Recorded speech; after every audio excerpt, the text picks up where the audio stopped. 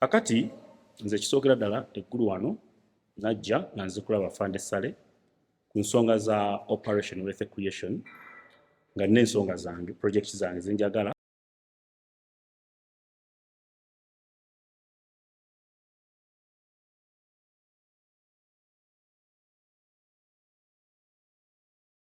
kubanga Afande Ssale yakwasaganya Chief Coordinator wa Operation Wealth Creation. Office ze ziri Kamwokya ne muzibu wa kusangayo. So ndaba nti muntu ayagala omulaba mu bwangu ajja ggulu nange kule kujja era bangi abazze ggulu ne bakolebwako mu nsonga zaabwe nange kikyandeese.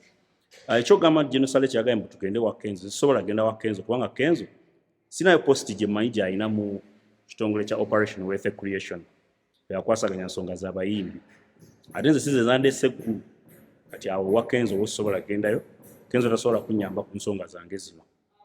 General Ssale yasobola okuzinyambako kubanga nazze nga Munnayuganda alina ebisobola okwongera okunkulaakulana n'enteekateeka za gavumenti. So ate buli muntu yenna waddembe okujja eggulu oba okujja okulaba General Ssale kubanga ono General wansi yonna nti aweereza abantu bonna. Kati muteekamu ebyobufuzi ne muteekamu okwagala okuleeta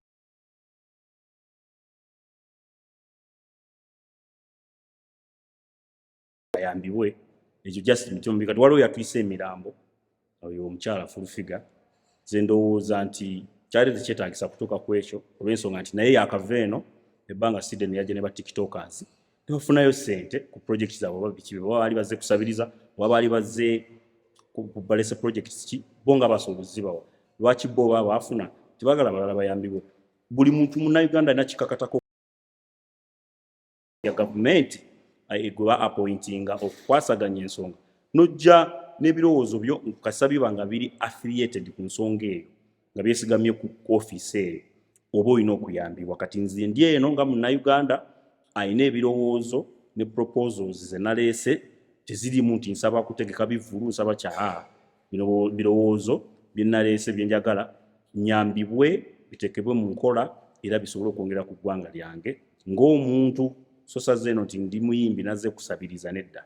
Era guno gwe mulundi gwange okusosa okujja eggulu okujja wa Afande Ssale sijjangayo musabiriza yadde omulundi n'ogumu guno gwe mulundi ogusoose.